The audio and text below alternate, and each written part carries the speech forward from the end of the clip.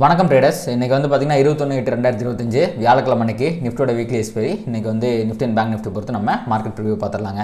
So அதுக்கு முன்னாடி disclaimer, நான் வந்து செபியாவில் ரெஜிஸ்டர் பண்ணப்பட்ட ரிசர்ச் அனலிஸ்ட் கிடையாது. நான் இந்த வீடியோவில் சொல்கிற எல்லாமே எஜுகேஷன் பர்பஸ்க்காக தான். ஸோ நீங்கள் வந்து ஸ்டாக் மார்க்கெட்டில் ரிஸ்க் இருக்குது, லாஸஸ் வரதுக்கு நிறையா வாய்ப்பு இருக்குது. அதனால் உங்களுடைய ஃபினான்ஷியல் அட்வைசரை கன்சல்ட் பண்ணிவிட்டு அதுக்கப்புறமா ட்ரேடிங் இன்வெஸ்ட்மெண்ட்னு எதாக இருந்தாலும் பண்ணுங்கள். இப்போ நம்ம ஸ்ட்ரைட்டாகவே வீடியோக்குள்ளே போயிடலாங்க. அதுக்கு முன்னாடி நம்ம நேற்று வந்து யூஎஸ் மார்க்கெட்டில் என்னாச்சு அப்படிங்கிறத பார்க்கலாம். ஸோ நேற்று வந்து பார்த்திங்கன்னா ஒன்ஸ் அகைன் ப்ரைஸ் வந்து பார்த்திங்கன்னா டவ் ஜோன்ஸில் ஃப்ளாட்டாக முடிஞ்சிருக்கு. 0.00%, ஐ திங்க் 0.04% நினைக்கிறேன், பாசிட்டிவாக முடிஞ்சிருக்கு. ரொம்ப ஃப்ளாட்டு, நல்ல ஒரு வால்டாலிட்டி அப்படிங்கிறது இருந்துச்சு. ஒரு டோஜி கேண்டில் வந்து ஃபார்ம் ஆயிருக்கு. S&P 500லேயும் வந்து பார்த்திங்கன்னா நல்ல ஒரு ஃபால் இருந்துச்சு. பட் அதுக்கப்புறம் நல்ல ரெக்கவரி அப்படிங்கிற மாதிரி வந்திருக்கு. ஒரு ஹேமர் கேண்டில் மாதிரி வந்து ஃபார்ம் ஆயிருக்கு. பட் வந்து பார்த்திங்கன்னா ப்ரைஸ் வந்து லிக்விடிட்டி ஸ்வீப் அடிச்சுட்டு உங்களுக்கு டெய்லி டைம் ஃப்ரேமில் ஒரு ஃபேர்வாலி கேப்புமே வந்து பார்த்திங்கன்னா ஃபார்ம் ஆயிருக்கு. இது வந்து பார்த்திங்கன்னா ஒரு பியரிஷ் சைன் தான். ஸோ இதெல்லாம் தாண்டி ஃபர்தராக வந்து இந்த ஆர்டர் பிளாக் கேண்டில் இங்கே இருக்குது. இதெல்லாம் தாண்டி உங்களுக்கு வந்து ஆல் டைம் ஹை திருப்பி உடச்சா தான் நம்ம புல்லிஷ் ஆக முடியும். அது வரைக்கும் மார்க்கெட் கன்சாலிடேட் ஆகிறக்கோ ஒரு பியரிஷாக பிஹேவ் பண்ணுறக்கோ தான் யூஎஸ் மார்க்கெட்டில் வாய்ப்பு இருக்குது. அடுத்து நாஸ்டாக்கும் கிட்டத்தட்ட S&P மாதிரியான அதே ஒரு பேட்டர்ன் தான் போட்டிருக்கு. பட் அதை விட அதிகமாக விழுந்திருக்கு. நேற்றுமே வந்து பார்த்திங்கன்னா யூஎஸ் மார்க்கெட்டில் டெக் ஸ்டாக்ஸ்லாம் கொஞ்சம் அண்டர் பெர்ஃபார்மன்ஸ் தான் பண்ணியிருக்கு, கொஞ்சம் கீழே விழுந்திருக்கு. அடுத்து பார்த்தீங்கன்னா விக்ஸ் வந்து பார்த்திங்கன்னா நேற்று மார்னிங் மார்க்கெட்லாம் விழுந்தப்போ கிட்டத்தட்ட நாஸ்டாக்லாம் 1.5% மேலே விழுந்துச்சுங்க. அந்த டைமில் வந்து பார்த்திங்கன்னா விக்ஸ் ரொம்ப அதிகமாக இருந்துச்சு, அரௌண்ட் 6% அதிகமாக இருந்துச்சு.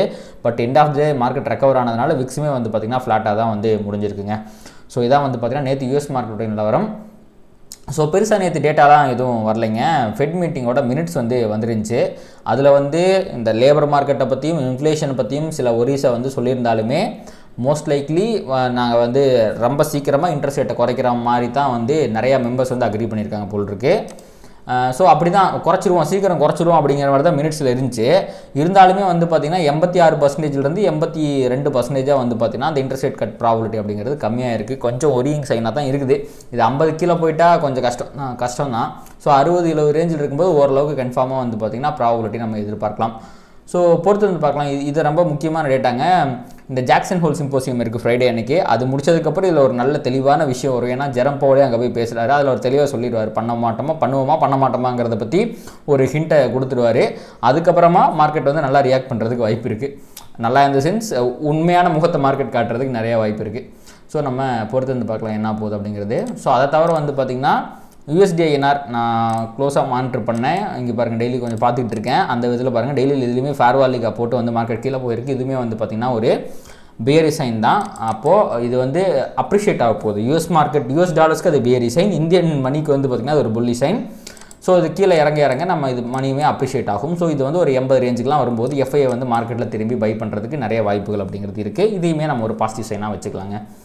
அடுத்து நம்ம FID டேட்டா பார்த்துடலாம். ஸோ நேற்றுமே வந்து பார்த்திங்கன்னா FI வந்து 1000 crores செல் பண்ணியிருக்காங்க. DA வந்து ஒரு 1600 crores வந்து பார்த்திங்கன்னா பை பண்ணியிருக்காங்க. ஸோ நெட் இன்ஸ்டியூஷன் ஃபிகர் வந்து பார்த்திங்கன்னா பாசிட்டிவாக தாங்க இருக்குது. ஓகே, அடுத்து பார்த்திங்கன்னா நம்ம நேற்று டெரிவேட்டிவ் மார்க்கெட்டில் என்னாச்சுன்னு பார்ப்போம். ஸோ ஃபியூச்சர்ஸில் வந்து பார்த்திங்கன்னா இது ஷார்ட் கவரிங் வந்திருக்கு, 2% சேஞ்ச் இன் ஓப்பன் ட்ரெஸ் வந்திருக்கு. சூப்பர். ஷார்ட் கவரிங்கிறது ஒரு பாசிட்டிவான மூவ் தான். அது வந்து சேஞ்ச் இன் ஓப்பன் ட்ரெஸ் 2%ங்கிறது அதுவுமே வந்து ஒரு பாசிட்டிவான சைன் தான். ஸோ அல்ட்ரா பாசிட்டிவாக நேற்று மார்க்கெட் இருந்திருக்கு அப்படிங்கிறது ஃபியூச்சர்ஸில் தெரியுது. அடுத்து அப்படியே ட்ரெண்டிங் ஓஏ பக்கம் போனீங்க அப்படின்னா இன்ட்ராடே நல்ல பாசிட்டிவாக போச்சு. 4 crore மேலே வந்து பார்த்திங்கன்னா பாசிட்டிவாக போச்சு. பட் எண்ட் ஆஃப் த டே கொஞ்சம் செல்லிங் ப்ரெஷர் வந்து 2.5 crore பாசிட்டிவாக முடிஞ்சிருக்கு. பாசிட்டிவ் சைன் தான். ஆனால் பொசிஷனலாக பார்க்கும்போது உங்களுக்கு இன்ட்ராடே காட்டிலும் ரொம்ப ஸ்ட்ராங்கான பையிங் ப்ரெஷர் அப்படிங்கிறது தெரியுது. 4.69 crores வந்து பார்த்திங்கன்னா பாசிட்டிவாக இருக்குது. அடுத்து பார்த்திங்கன்னா participant wise open interest expiry டேக்கு ரொம்ப முக்கியமான டேட்டா இது. ஸோ FI வந்து பார்த்திங்க அப்படின்னா இதுக்கு முன்னாடி ஃப்ளாட்டாக இருந்தாங்க. ஆனால் நேற்று மார்க்கெட் மேலே போனப்போ கால் ஆப்ஷனை வந்து ஷார்ட் எடுத்து வச்சுருக்காங்க. ஸோ 1% அதிகமாக வந்து கால் ஆப்ஷனை ஷார்ட் பண்ணி புட் ஆப்ஷனை வந்து பார்த்திங்கன்னா உங்களுக்கு வந்து லாங் போயிட்டு உங்களுக்கு வந்து மார்க்கெட் கீழே இருந்தால் தான் ப்ராஃபிட் அப்படிங்கிற மாதிரி ஒரு ஸ்டான்ஸில் இருக்காங்க. பட் மந்த்லி எக்ஸ்பைரியில் தான் FIயோட பொசிஷனை பற்றி நம்ம வந்து ரொம்ப கவலைப்படணும். வீக்லி எக்ஸ்பைரிக்கு அது தேவையில்லை. ப்ராப் ட்ரேடர்ஸ் என்ன பண்ணியிருக்காங்க அப்படிங்கிறத பார்க்கணும். So prop traders call options பொறுத்த வரைக்கும் அவங்களோட பொசிஷன் அப்படியே தான் இருக்காங்க. 24 அப்படிங்கிற லெவலில் தான் இருக்குது. புட் ஆப்ஷன் மட்டும் வந்து பார்த்திங்கன்னா 27, 28 அப்படின்ட்டு வந்து பார்த்திங்கன்னா பை பண்ணியிருக்காங்க. பட் இதுக்கு முன்னாடி வந்து பார்த்திங்கன்னா அது 2% இருந்துச்சுன்னு நினைக்கிறேன். இப்போ 1% இருக்குது. ஸோ மார்க்கெட் வந்து பார்த்திங்கன்னா ஒரு ஸ்லைட்டான பியரிஷ் மூவில் இருந்தாலோ ஒரு கன்சாலேட் ஆனாலோ உங்களுக்கு வந்து பார்த்திங்கன்னா ப்ராப் ட்ரேடர்ஸ் வந்து நல்ல ப்ராஃபிட்ஸை பண்ணுவாங்க.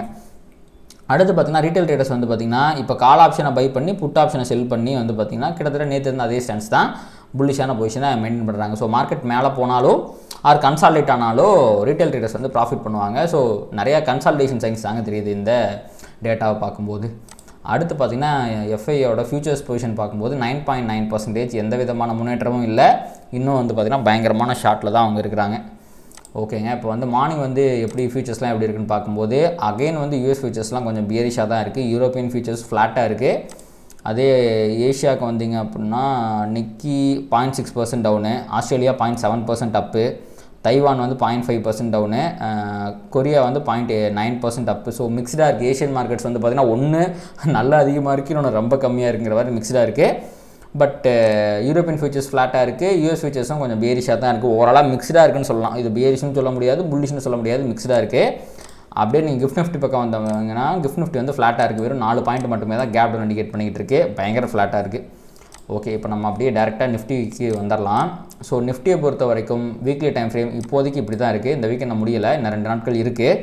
பட் நேற்று வந்து பார்த்திங்கன்னா டெய்லி டைம் ஃப்ரேம்லேயுமே வந்து பார்த்திங்க அப்படின்னா மார்க்கெட் வந்து புல்லிஷாக மாறி இருக்குது. 4 ஹவர்லேயும் புல்லிஷாக மாறி இருக்குது. அப்படிங்கும்போது நிஃப்டியோடைய அடுத்த ஸ்டாப் அப்படிங்கிறது இந்த 25,250 இந்த இடத்துல இருக்க ஃபேர் வேல்யூ கேப் கிட்ட தான் இருக்குது. அவ்வளோ தூரம் போகணும். அது அப்படியே போகுதா இல்லை இங்கே இருக்க கேப்பு இங்கே இருக்க லிக்விடிட்டிலாம் எடுத்துக்கிட்டு அதுக்கப்புறமா போகுதா அப்படிங்கிறது தான் இப்போதைக்கு முக்கியமான ஒரு பொசிஷனல் வியூவாக இருக்குது. ஸோ இது வந்து daily time frame. Daily time ஃப்ரேம்லேயுமே வந்து பார்த்திங்கன்னா மார்க்கெட் இங்கே பாருங்கள், இது வந்து பார்த்திங்கன்னா ஒரு லோ, இது ரீட்ரேஸ்மெண்ட். ஸோ இது வந்து லோயர் லோ. அதுக்கான ஹை எங்கே இருந்துச்சுன்னா இங்கே இருந்துச்சு. அந்த ஹையை தாண்டி லிக்விடிட்டி ஸ்வீப் அடிச்சிச்சு ஒரு கேண்டில்.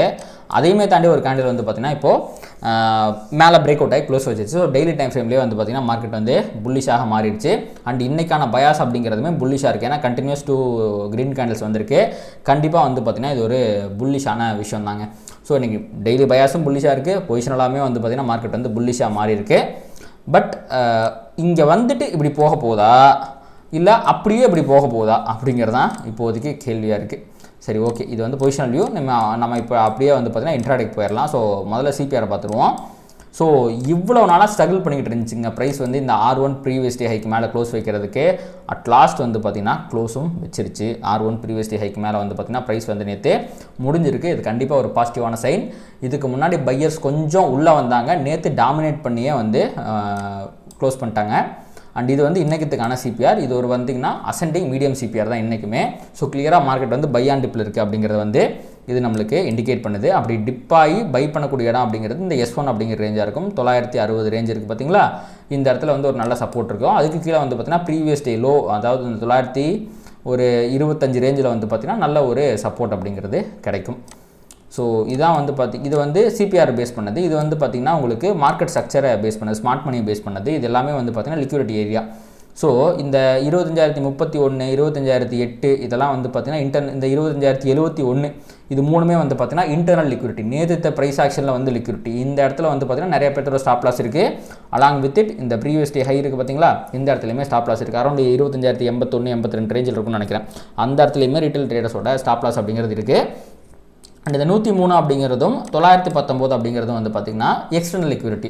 அப்போது ப்ரைஸ் வந்து இது வந்து எக்ஸ்டர்னல் லிக்விடிட்டியாகவும் இது இந்த 2 பாயிண்ட், இந்த 3 பாயிண்ட் இருக்குது பார்த்தீங்களா, இதெல்லாம் வந்து பார்த்திங்கன்னா இன்டர்னல் லிக்விடிட்டியாகவும் இருக்குது. ஸோ ப்ரைஸுக்கு மேலே போனாலும் நிறையா ரெசிஸ்டன்ஸ் இருக்குது, கீழே வந்தாலும் நல்ல சப்போர்ட் அப்படிங்கிறது இருக்குது.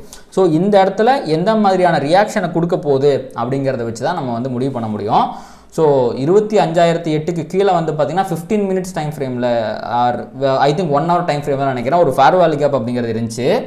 அப்போ எனக்கு 25,000 அப்படிங்கிறது மிக முக்கியமான சப்போர்ட்டாக இருக்கும். ஸோ 25,031, 25,008 ஃபார்வர்டு பை 25,000 இது மூணுமே நல்ல சப்போர்ட்டாக இருக்கும். அந்த பை ஆன் டிப்புன்னு நம்ம வந்து சொல்லலாம் பார்த்தீங்களா. ஸோ மார்க்கெட் புல்லிஷாக இருக்குது, இன்றைக்கி பை ஆன் டிப்பு தான். அப்படி டிப் ஆகி பை ஆகக்கூடிய இடங்கள் வந்து இந்த 31ஆகவும் 8ஆகவும் 25,000 இருக்கும். எப்போ 25,000 வந்து உங்களுக்கு வந்து பிரேக் அவுட் ஆகுதோ அப்போ தான் வந்து பார்த்திங்கன்னா ப்ரைஸ் எல்லாம் ஃபர்தராக 919 அதே எக்ஸ்டர்னல் லிக்விடிட்டி வரைக்கும் போக முடியும். ஸோ போகுதா அப்படிங்கிறத பொறுத்து இருந்து பார்க்கலாம். அதே மாதிரி ப்ரீவியஸ் டே ஹையை தாண்டிச்சுன்னா 103, 25,103 அப்படிங்கிற இடத்துல ஒரு முக்கியமான லிக்விடிட்டி இருக்குது. இதையும் தாண்டிச்சுன்னா நல்ல ஒரு புல்லிஷ் ராலி வரது கூட வாய்ப்பு இருக்குது. ஸோ இதெல்லாம் தான் வந்து முக்கியமான liquidity levels. Market buy on டிப்பில் இருக்குது. சப்போஸ் மார்க்கெட் மேலே போகணுன்னா 103 தாண்டிச்சுன்னா ஃபர்தராக மேலே ராலி இருக்கிறதுக்கு வாய்ப்பு இருக்குது. அப்படிங்கிறதான் வந்து பார்த்திங்கன்னா இன்றைக்கி மார்க்கெட் ஸ்ட்ரக்சர் நமக்கு சொல்லக்கூடிய செய்திங்க. ஓகே, இப்போ அப்படியே நம்ம வந்து பேங்க் நிஃப்டி பக்கம் போயிடலாம். ஸோ பேங்க் நிஃப்டி வந்து பார்த்திங்கன்னா நேற்று சத்துப்பத்தில் பையர்ஸால் ஒன்றுமே பண்ண முடியல. இதுக்கு முன்னாடி நாள் சிபிஆருக்கு மேலே க்ளோஸ் வைக்க முடியல. நேற்று வந்து பார்த்திங்கன்னா சிபிஆருக்கு மேலெலாம் க்ளோஸ் வைக்க முடியல. சிபிஆருக்கு கீழே தான் முடிஞ்சிருக்கு. அண்ட் ஒரு நல்ல கன்சல்டேஷனில் முடிஞ்சிருக்கு அப்படின்னு நம்ம சொல்லலாம். ஸோ இது வந்து பார்த்திங்கன்னா இன்னும் பையர்ஸ் வந்து ஃப்ரேமுக்குள்ளேயே வரல, இன்னும் வந்து செல்லர்ஸ் தான் நாமினேட் பண்ணுறாங்க அப்படிங்கிறது இண்டிகேட் பண்ணுது. அண்ட் இன்றைக்கி வந்து பார்த்திங்கன்னா ஒரு டிசெண்டிங் நேரோ சிபிஆர் அப்படிங்கிறது பேங்க் நிஃப்டிக்கு ஃபார்ம் ஆயிருக்குங்க. இதுக்கு வந்து என்ன அர்த்தம்னா இன்றைக்கி மார்க்கெட் ட்ரெண்ட் ஆகிறதுக்கு அதிகமான வாய்ப்புகள் இருக்குது அப்படின்னு அர்த்தம். அதாவது மார்க்கெட் ஹையர் ஹை போட்டால் மேலே போயிடும், லோயர் லோ போட்டால் கீழே போயிடும். அதே மாதிரி ப்ரீவியஸ் ஹையை தாண்டா நல்ல ஒரு ரேலி எதிர்பார்க்கலாம், ப்ரீவியஸ் லோவை தாண்டாலுமே கீழே நல்ல ஒரு ரேலியை எதிர்பார்க்கலாம். இதான் வந்து பார்த்திங்கன்னா பேங்க் நிஃப்டிக்கான interpretation. So Nifty bank Nifty ரெண்டுமே வந்து இருவே ப்ரைஸ் ஆக்ஷன்களை காட்டுது. பேங்க் நிஃப்டி நீங்கள் நான் ட்ரெண்ட் ஆயிடுவேன், அதுவும் டிசெண்டிங்காக வேறு ஃபார்ம் ஆயிருக்கு, டிசெண்டிங் நேரோ சிபிஆர் வந்து ட்ரெண்ட் ஆயிரும் அப்படின்னு சொல்லுது.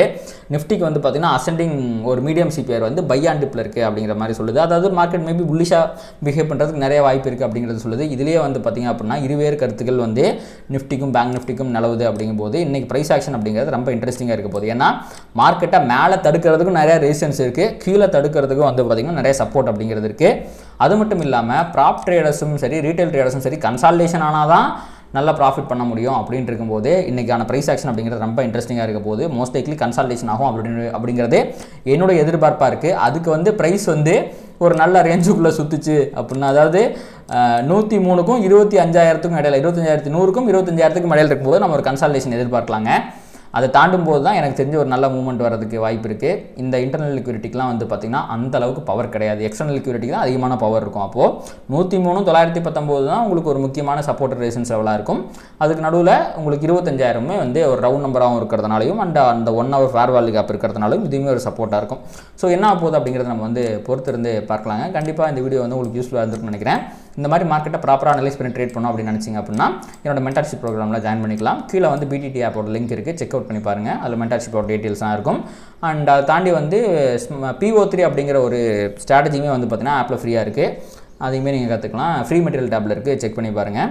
அண்ட் இந்த வீடியோ உங்களுக்கு பிடிச்சிருந்துச்சுன்னா அதை லைக் பண்ணுங்கள், கமெண்ட் பண்ணுங்கள், ட்ரேட் பண்ணுற மற்ற நண்பர்களுக்கும் ஷேர் பண்ணுங்கள். அது யூடியூப் அல்காரிதம் ட்ரிகர் பண்ணி நம்ம நிறைய பார்வையாளர் நம்ம சேனலுக்கு கொண்டு சேர்க்கும். நன்றி.